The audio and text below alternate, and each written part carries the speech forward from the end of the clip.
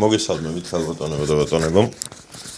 დღეს არის 7 დეკემბერი და 7 დეკემბერს მე არ ვიცი რაზე ვილახა. დღეს მინდოდა რომ ელაპარაკა დილეტანტიზმზე. დილეტანტიზმი რა არის, იცით? აი, როდესაც რაღაც საქმეზე საუბრობ, რომელიც არ იცი.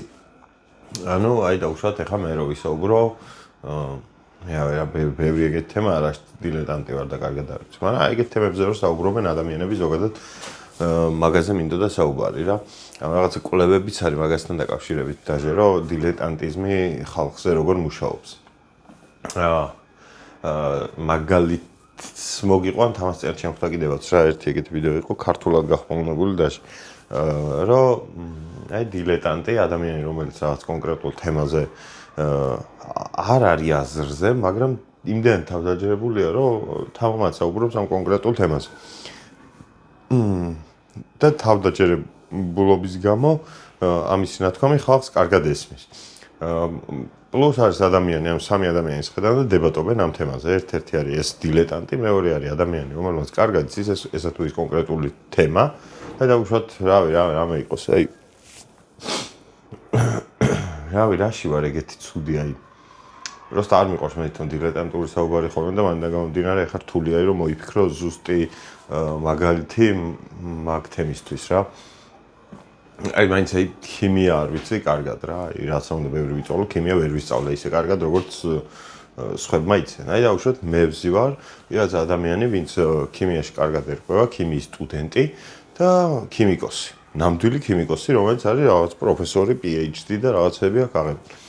ხო და აი დაუშვათ საუბრობთ ჩვენ სამი ადამიანი დებატობთ ქიმიის რაღაც კონკრეტულ საკითხზე და გამომდინარე იქიდან რომ მე არ ვერკვევი ამ თემაში ნებისმიერ აზრს რომელიც გამაჩნია ხო ბიძახი უფრო თამამად რა კიდია რა ის რომ აი ხალხი რას იფიქრებს და ასე შემდეგ და ასე შემდეგ და შესაბამისად ჩემი ნათქვამი სულ რო არასწორი იყოს ხალხისთვის ხო ბევრად უფრო დამაჯერებელია ვიდრე ამ ორი ადამიანის. ახლა გეტყვით რატო ეს ჭკვიანი ადამიანი შედარებით მორცხვია და უშუალოდ ვინც ერკვევა ამ თემაში და მე რო რაღაცას ეგრეთ თავდაჯერებით ვიძახი იმას კი არ ფიქრობს მე მართალი ვარ თუ არა იმას ფიქრობს თვითონ თუ არის მართალი რაღაცა მე ხო არ ვიცი არასწორად ფიქრობს რა ანუ აი წარმოიდგინეთ მანქანებზე ვლაპარაკობთ მე მანქანებში ვერ ვიყავ აი მანქანები არის ყველაზე კაი მე ხეროდინაშვილი და ვიღაცა მექანიკოსი რომელმაც აი მანქანების იქით არაფერი არ იცის და აი ხერო იმასზე ფიქს კი არ და ხერო კიდე არ არის ეგეთი ადამიანი ზოგადად მაგრამ ხერო კიდე უფრო მეტად იტყვის რაღაცას რა მაგრამ ვიღაცა აი ხეროს ადგილას მჯდომი არც ისე ცნობილი ადამიანი რო იჯდეს და დაიწყებს იმაზე ფიქრს ამაინც ის ეგრე კარგად და მე ვარ არასწორი თუ რა ხდება ანუ იმას კი არ დაიწყებს რომ ამან არ იცის და ამას ესე როგორ იძახის ეს თავდაჯერებით როგორ საუბრობს ამას არ იტყვის არც გაიფიქრებს რა იმიტომ რომ მე თავდაჯერებულობით როდესაც საუბრობ რაღაც თემაზე მაგ შემთხვევაში ეს ამას ის აზრი უჩნდება რომ ვაი ეტყობა მე ვიცი არასწორად აი დაუშვათ ხერო მე გიფიქრენა და ის მექანიკოსია რომელმაც მანქანების იქით მეტი არაფერი არ იცის მართლა და იმას უფრო მეტი მოეთხოვება ხალხისგან შესაბამისად თავის აზრს დააფიქსირებს ბევრად უფრო ფრთხილად ნაზად ესე რომ აი შემთხვევით რაღაც შეცდომა არ გაეპაროს რა ბევრი ფიქრი მოუწევს თავისი აზრის დაფიქსირების გამო აქედან გამომდინარე ხალხზე როგორ ზემოქმედებს ეს ყველაფერი არის ძალიან ცუდი იმიტომ რომ მე რო თავდაჯერებული ვსაუბრობ ავტომატურად მე ვარ ამ სამში ყველაზე ავთენტური რა ყველაზე მეტად მე მოვწონო ამ ხალხს რა ბევრად უფრო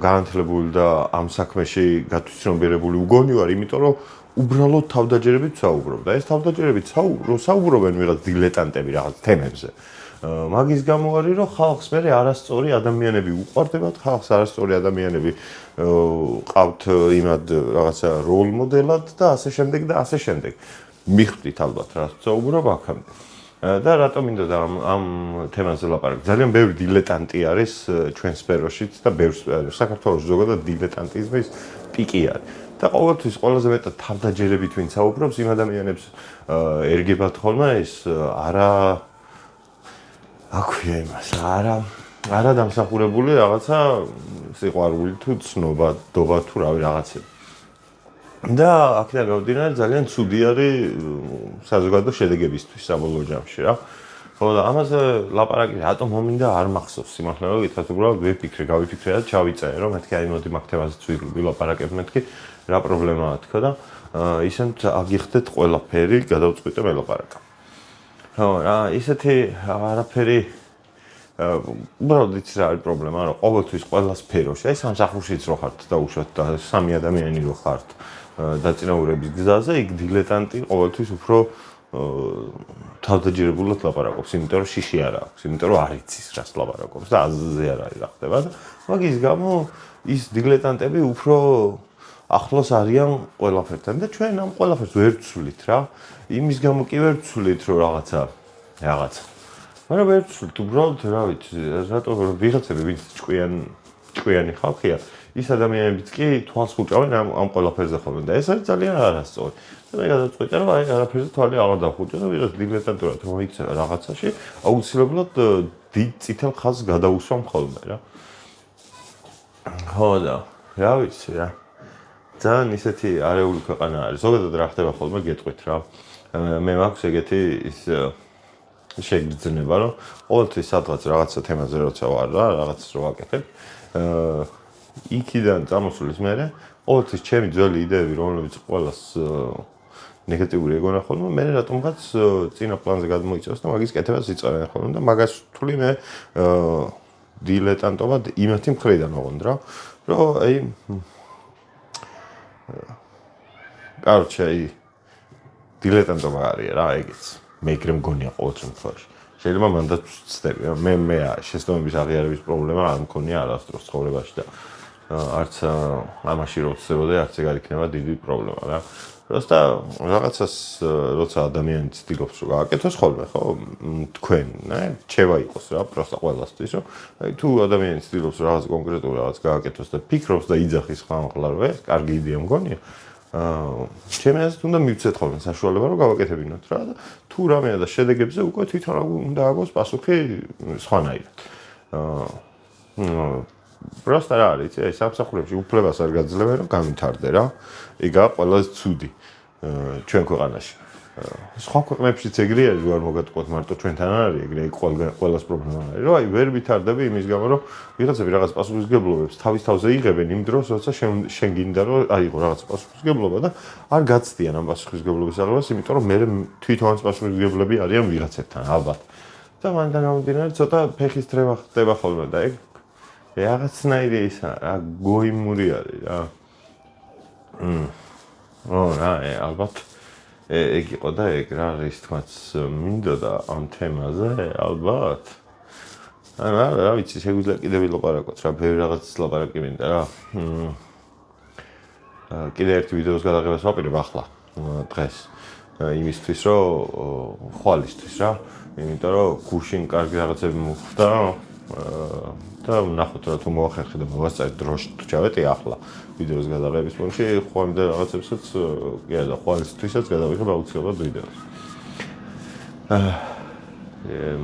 ნაც თავია მე ის მეხარია ჰაერი ეხა გარეთ რო ვიყურები ჰაერი იმდენად ბინძური აღარ არის აშკარად. Просто ერთხელ რო იწვიმა და რო გაწმინდა ეს ჰაერი მე ისევ თითქოს დაბრუნდა ეს ბინძური ნისლი რა ნისლს ვეძახი მე მაინც. ხო და ეს რო დაბრუნდა ცუდია ძალიან. იმედია წვიმები კარგად გააგრძელებს ისე რომ რაღაცა თებერვლამდე მზეავს პრობლემა მაინც არ შეგვაწუხებს. ზაფხულში ისაც საიზღრობა არის ჩვენ ქვეყანაში ჰაერი და თუ ქალაქში ვართ აი ამ ქალაქში დედაქალაქში თუ ვართ. მასლო კიდეს.